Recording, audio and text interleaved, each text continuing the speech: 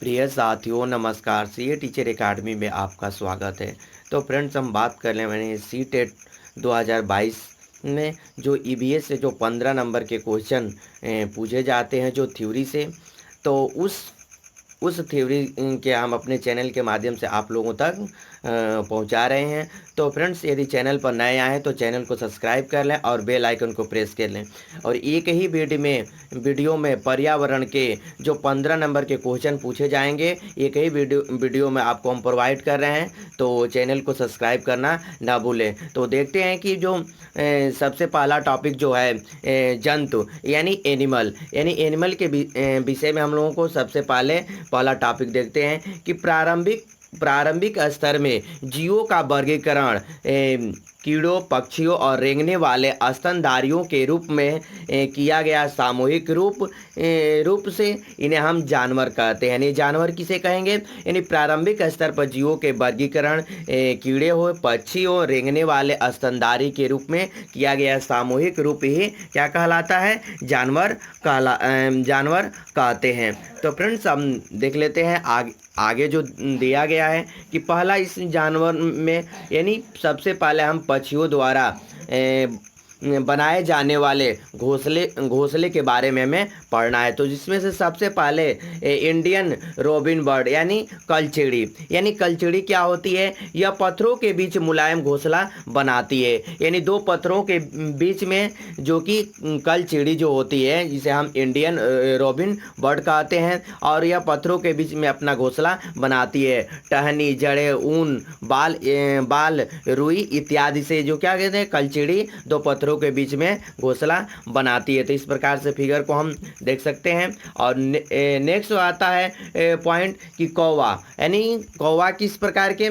तो कौवा के विषय में यह घोंसला पेड़ की सबसे ऊंची डाल पर बनाता है। तो क्वेश्चन पूछा जाता है कि सबसे ऊंची डाल पर घोंसला कौन बनाता है? तो कौवा जो है सबसे ऊंची डाल पर घोंसला अपना बनाता है। कौवा के घोंसले में लोहे के तार टहनियाँ होती हैं। ये मुख्य पॉइंट है।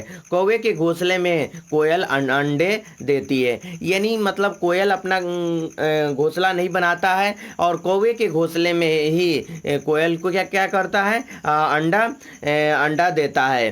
तो नेक्स्ट पॉइंट को देख लेते हैं। जो नेक्स्ट पॉइंट जो दिया गया कि दार्जिलिंग चिड़िया। ये दार्जिलिंग चिड़िया जो क्या होती है? यह अपने नुकीले चोंच से पत्ते में छेद कर सीकर घोंसला बनाती है। यानी पूछा जाए कि दार्जिलिंग चिड़िया क्या करती है? तो यह जो है नुकीले चोंच की सहायता से छेद कर सीकर अपना घोंसला बनाती है। यानी दो पत्तों को सिलकर वो अपना घोंसला बनाती है, तो वह दार्जिलिंग चिड़िया होती है।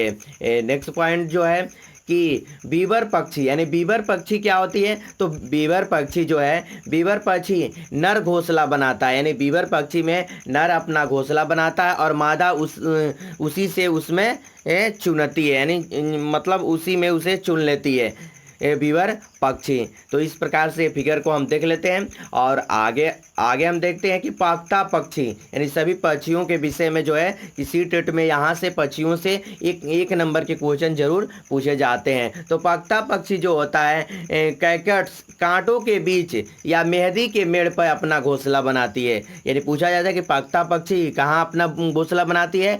तो कांटों के बीच या मेहंदी के मोड़ पर अपना क्या करती है? घोंसला बनाती है। और अगला पॉइंट जो दिया है कि गौरैया और कबूतर। यानी गौरैया और कबूतर के विषय में जो दिया गया है कि गौरैया आमतौर पर घर के आसपास घोंसला बनाती है। जैसे अलमारी के पीछे, छत या आईने के पीछे जो क्या होती है? गौरैया अपना घोंसला बनाती है। कबूतर पुराने मकान या खंडहर में। यानी जो भी मकान टूटा फूटा होता है और खंडहर में अपना क्या कर मतलब कबूतर पक्षी अपना पुराने मकान में अपना घोंसला बनाती है। नेक्स्ट पॉइंट जो है कि बसंत गोरी पक्षी। यानी बसंत गोरी पक्षी क्या तो पेड़ के तनों में गहरा छेद बनाकर अंडा देती है। यानी बसंत गौरी पक्षी जो होती है, जो पेड़ होता है, पेड़ को अपने ठोर से जो क्या करती है, वो मतलब गहरा छेद कर उसी में अपना घोंसला बनाती है और उसी में अपना छेद कर अंडे देती है उसी में। तो नेक्स्ट पॉइंट को देखते हैं। नेक्स्ट पॉइंट जो दिया है कि शक्करखोरा पक्षी, यानी शक्करखोरा पक्षी जो होती है या पेड़ या झाड़ी की डाली पर लटकता घोंसला बनाती है। इसमें से रुई, सूखे पत्ते व कपड़े के चीथे होते हैं। तो यह पूछा जाता है कि शक्करखोरा पक्षी यानी किस प्रकार की घोंसला बनाती है। तो यह पेड़ों या झाड़ियों के लटकता हुआ घोंसला होता है, जिसमें रुई का हो या सूखे पत्ते हो या कपड़े के चिथड़े हो। इस प्रकार से वो अपना घोंसला बनाती है और लटका रहता है पेड़ों पर, जो कि यह शक्करखोरा पक्षी है। तो नेक्स्ट पॉइंट को देखते हैं। नेक्स्ट पॉइंट कह रहा है कि उल्लू पक्षी, यानी उल्लू पक्षी किस प्रकार के। तो उल्लू पक्षी यह एक रात्रिचर प्राणी है, यानी रात्रि में यह घूमने वाला प्राणी है, जो अपनी गर्दन पीछे तक 360 तक घुमा देता है। यानी ये क्वेश्चन पूछा जाता है कि उल्लू पक्षी अपनी गर्दन को कितने डिग्री पर घुमा सकता है। तो पूरा अपने गर्दन को पूरा घुमा सकता है, यानी 360 डिग्री, यानी जो कि पूरे 360 डिग्री घुमा लेता है। और आगे आगे हम देखते हैं कि मैना पक्षी क्या है। तो मैना पक्षी जो होती है, रेगिस्तान में मैना चिड़िया पाई जाती है। मैना अपनी गर्दन को झटके से पीछे कर लेती है। तो ये भी क्वेश्चन पूछा जाता है कि झटके से अपने गर्दन को पीछे कौन सी पक्षी कर लेती है। तो मैना पक्षी है। और यदि कहा जाए कि पूरे अपने गर्दन को पूरे घुमा लेती है, कौन सी पक्षी है, तो वह उल्लू होता है कि जो 360 डिग्री पर पूरे अपने गर्दन को घुमा लेता है। और झटके से पीछे कौन सी पक्षी घुमाती है। तो मैना पक्षी है, जो कि रेगिस्तान में मैना चिड़िया पाई जाती है। और मैना अपनी गर्दन को क्या करती है, झटके से अपने पीछे घुमा लेती है। तो नेक्स्ट पॉइंट को देखते हैं कि बगुला पक्षी, यानी बगुला पक्षी क्या है कि बगुला पक्षी जो होता है, बगुला भैंस पर बैठकर उसके कीटों को क्या कर लेता है, खा जाता है। और भैंस के कीटों से छुटकारा मिलता है और बगुलों का भोजन भी प्राप्त हो जाता है। तो नेक्स्ट पॉइंट को देखते हैं कि नेक्स्ट पॉइंट जो दिया है कि महत्वपूर्ण, यानी जो हम पक्षियों के विषय में जो पढ़े, तो उससे महत्वपूर्ण बिंदु हम देख लें कि इसमें महत्वपूर्ण बिंदु क्या है। तो पक्षियों के पंख उड़ने में सर्दियों और गर्मियों से बचने हेतु रूपांतरित होता है। और पक्षियों की चोंच में दांत नहीं होते हैं, यानी ये काफ़ी बार पूछा गया है कि पक्षियों के दांत होते हैं कि नहीं होते। तो पक्षियों के चोंच में दांत नहीं होते हैं। और पक्षियों में मूत्राशय नहीं होता है या प्रवास पर जाते हैं और समतापी प्राणी होते हैं। पक्षियों के हृदय में 4 कोष्ठ होते हैं, काफ़ी इम्पोर्टेंट है। गौरैया, पगटा, शकरखोरा जोड़े में रहते हैं, यानी ये जो गौरैया, पागटा और शकरखोरा है, ये जोड़े में रहते हैं, यानी 2 लोग एक ही साथ रहेंगे और ये अपना घोंसला जो क्या करते हैं, स्वयं बनाते हैं। तो आगे हम देख लेते हैं कि आगे जो दिया गया है कि एमू, कीवी, पेंगुइन, रिया, शुतुरमुर्ग न उड़ने वाले पक्षी हैं। यानी पूछा जाए कि सभी पक्षी जो कि उड़ते नहीं हैं, जिसमें कि एमू, कीवी और पेंगुइन, रिया और शुतुरमुर्ग ये पक्षी उड़ते नहीं है। पक्षी केवल अंडे देने के लिए घोंसला बनाते हैं और अप्रैल महीने में, यानी जितने भी पक्षी जो होते हैं वो अंडे देने के लिए ही अपना घोंसला बनाते हैं, नहीं तो पक्षियों दूसरे पेड़ पर जाकर रह जाते हैं और आकाश में उड़ते हैं, सिर्फ जो कि अपना घोंसला बनाते हैं अंडा देने के लिए। तो फ्रेंड्स, ये रहे पक्षियों से संबंधित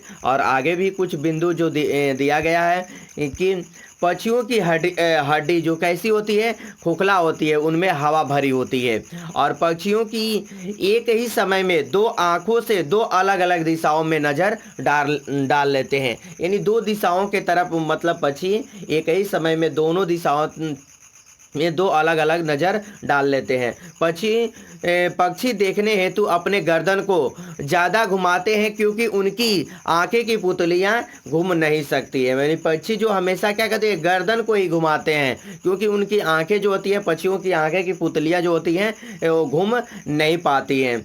चीलबाज गिद्ध 4 गुना ज़्यादा दूर तक देख सकते हैं। यानी इसको काफ़ी इंपॉर्टेंट चीज़ है, ये काफ़ी बार एग्जाम में पूछा गया कि चीलबाज गिद्ध जो क्या होते हैं मनुष्यों से 4 गुना दूर तक देख सकते हैं। रात में जागने वाले जानवर हर चीज़ को सफ़ेद और काली ही देखते हैं, जो काफ़ी बार यहाँ से ये क्वेश्चन पूछे गए हैं। ये वेरी वेरी इंपॉर्टेंट है, इस पॉइंट को हमें नोट डाउन कर लेना है। तो फ्रेंड्स नेक्स्ट क्वेश्चन को देखते हैं।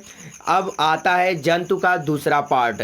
यानी हम जो जंतु का पहला पार्ट हम देखें, अब जंतु का हम दूसरा पार्ट देखते हैं कि प्रारंभिक स्तर पर जीवों का वर्गीकरण कीड़ों, पक्षियों, रेंगने और स्तनधारियों के रूप में किया गया सामूहिक रूप, इन्हें हम जानवर कहते हैं। तो फ्रेंड्स हम आगे देख लेते हैं जंतुओं में। तो पहले अब जानवरों की विशेषता, यानी अभी हम लोग पक्षियों की विशेषता के विषय में हम लोग पढ़ें, अब जानवरों की विशेषता के विषय में हम लोग को पढ़ना है कि हाथियों की विशेषता, यानी हाथी किस प्रकार से। तो हाथी झुंड में रहते हैं, काफ़ी बार ये पूछा गया है सीटेट एग्जाम में। तो यहाँ से क्वेश्चन, यानी हाथी किस प्रकार कहाँ रहती है, तो हाथी झुंडों में रहती है। एक बड़ी हाथी एक दिन में 100 किलो से ज़्यादा पत्तियाँ खा लेती है। यानी एक जो हाथी है एक दिन में 100 केजी यानी एक कुंटल पत्तियाँ खा लेती है। केवल 2 या 4 घंटे ही सोती है, काफ़ी बार इम्पॉर्टेंट है। हाथी केवल रात में 2 से 4 घंटे जो कि सोती है। और बुजुर्ग हाथनी झुंड का नेता होती है, यानी जो होती है जितने भी जो हाथी होंगे जंगल में, उसमें से सबसे पुराने जो हाथनी होती है उस झुंड का प्रमुख नेता होती है, यानी मालिक होगी। और ये भी याद रखना है कि हाथी झुंड में रहते हैं और एक हाथी एक दिन में 100 केजी पत्तियों को खा लेते हैं और केवल ये रात में 2 से 4 घंटे सोते हैं। तो फ्रेंड्स आगे हम देख लेते हैं कि जो हाथी के विषय में जो दिया गया है, और आगे कि 10 से 12 हाथी वह बच्चे एक झुंड में रहते हैं, यानी 10 से 12 बच्चे मतलब जो कि झुंड में उसके बच्चे होते हैं। हाथी 14 से 15 साल की आयु तक झुंड में रहते हैं, यानी 14 से 15 साल तक ये हाथी झुंड में रहेंगे और उसके बाद से वो झुंड से क्या हो जाएंगे, अलग हो जाएंगे। 3 महीने के हाथी के बच्चे का वजन जो क्या होता है 200 किलो का होता है। काफ़ी बार ये इम्पॉर्टेंट है, पूछा गया है कई बार ये सीटेट एग्जाम में कि हाथी के बच्चे का वजन कितना होता है, तो 200 किलोग्राम होता है। और हाथी को केले जो क्या होंगे बहुत ही पसंद आते हैं। और हाथी को पसीना नहीं आता है, वो पृथ्वी स्थल के सबसे बड़ा स्तनधारी है, यानी कि पृथ्वी पर सबसे बड़ा जो है स्तनधारी है। और ये सबसे बड़ा जो प्राणी जो होता है व्हेल होता है, जो वो जलचर है जल में।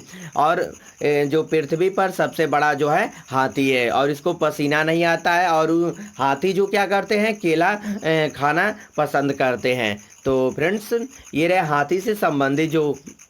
तो अब आगे हम देख लेते हैं सांप की विशेषताएं। तो सांप की किस प्रकार की विशेषता है, तो भारत में केवल 4 तरह के जहरीले सांप पाए जाते हैं। कितने प्रकार के, 4 प्रकार के। पहला होता है नाग, जिसे हम कोबरा कहेंगे, करैत, कामन करैत और दुबैया और अफाई, यानी भारत में 4 ही प्रकार के जहरीले सांप पाए जाते हैं। तो फ्रेंड्स ये 4 प्रकार के सांप है, इसके विषय में हम लोग जान लेते हैं कि सांप के काटने की दवा सीरम सांप के जहर से बनाई जाती है। यानी काफ़ी बार ये पूछा गया है कि सांप के काटने की जो दवा बनाई जाती है किससे बनाई जाती है, सीरम सांप के जहर से बनाई जाती है। सांप के 2 खोखले दांत होते हैं, यानी कई बार एग्जाम में पूछा गया है कि सांप के कितने दांत खोखले होते हैं, तो 2 खोखले दांत होते हैं, जिसके द्वारा वह जहर छोड़ता है। और सांप के बाहरी कान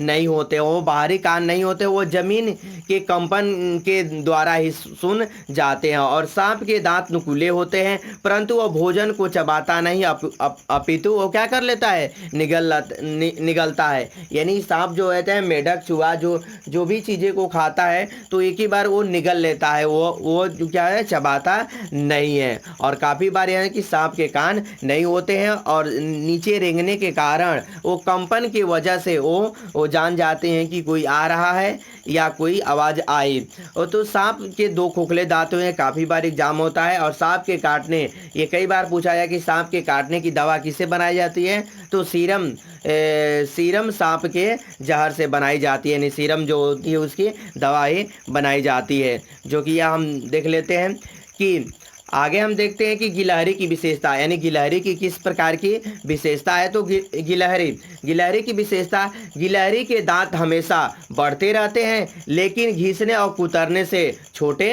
हो जाते हैं। तो पूछा जाए कि गिलहरी के दांत किस प्रकार बढ़ते हैं, तो किस प्रकार, तो घिसने और कुतरने से वो क्या हो जाएंगे, छोटे हो जाते हैं।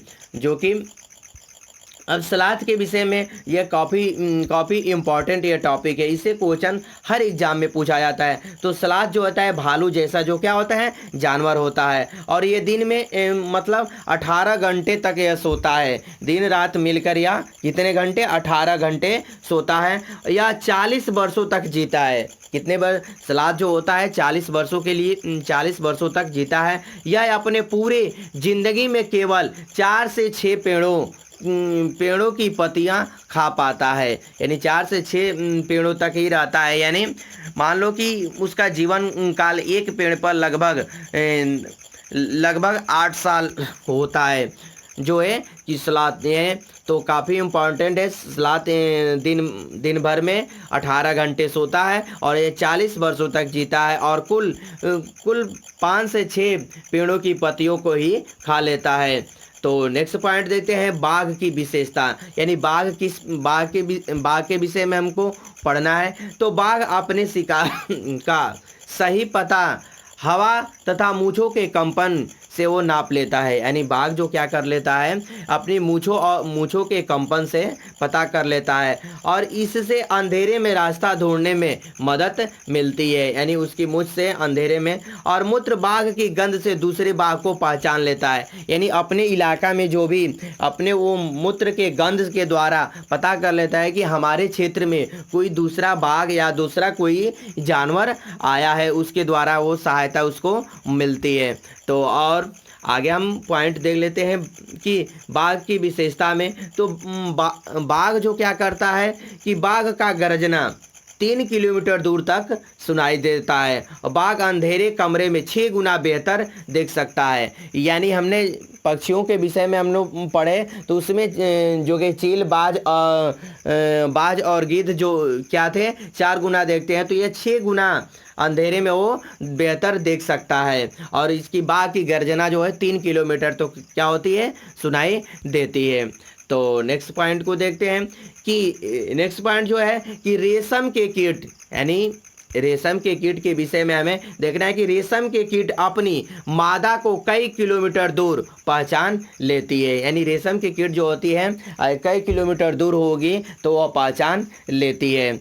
जो कि आगे हम देखते हैं कि इसके विषय में कि महत्वपूर्ण बिंदु जो दिया गया है कि महत्वपूर्ण बिंदु में कान सुनने में मदद करते हैं। पक्षी, मेढक, छिपकली, मगरमच्छ के भी कान होते हैं लेकिन दिखाई नहीं देते हैं, परंतु इनके छेद जैसे कान होते हैं। अब अंडे से संबंधित कि अंडे देने वाले जीव अंडे कहलाते हैं, जिसमें से मछली, मेढक, सरीसृप, पक्षी, इन जीवों के कान दिखाई नहीं पड़ते हैं, वह शरीर पर बाल नहीं होते हैं। ठीक है, तो अगला पॉइंट हम देखते हैं कि अगला पॉइंट जो दिया गया है कि बच्चे दोनों देने वाले जीव ये राजू कहलाते हैं और स्तन के कान दिखाई नहीं पड़ते हैं। तो फ्रेंड्स नेक्स्ट पॉइंट को देखते हैं। महत्वपूर्ण बिंदु जो दिया गया है जानवरों से संबंधित कि गाय के आगे के दांत छोटे पीछे के बड़े चपटे होते हैं। बिल्ली के दांत नुकीले मांस फाड़ने के लिए प्रयोग किए जाते हैं। कंगारू चूहा कभी पानी नहीं पीता है। कंगारू चूहा कभी जो क्या करते हैं, पानी नहीं पीते हैं। और नेक्स्ट पॉइंट है कि छिपकली मेढक सरीसृप सर्दी से बचने हेतु शीत निद्रा में चले जाते हैं।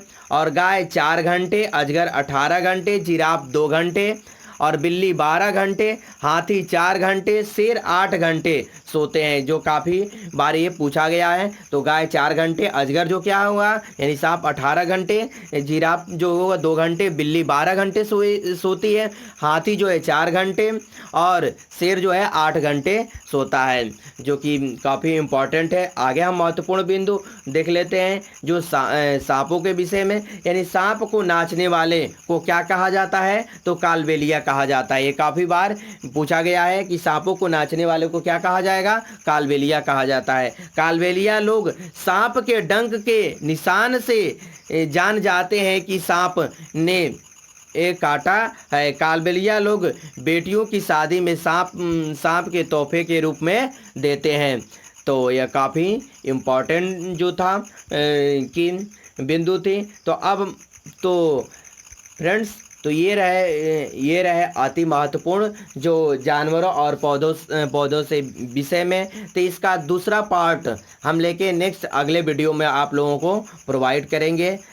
तो चैनल को सब्सक्राइब कर लें और बेल आइकन को प्रेस कर लें। हमारे द्वारा अपने चैनल पर सी-टेट की महत्वपूर्ण क्लास चलाई जाती है।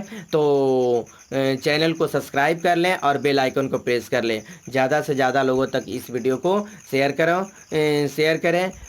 तो फ्रेंड्स, मिलते हैं नेक्स्ट वीडियो में। तब तक के लिए जय हिंद, वंदे मातरम, धन्यवाद। और नेक्स्ट पार्ट, इसका दूसरा पार्ट जो कि 15 नंबर के क्वेश्चन है, अगले पार्ट में हम आप लोगों को प्रोवाइड कराएंगे। तो मिलते हैं नेक्स्ट वीडियो में। तब तक के लिए जय हिंद, धन्यवाद।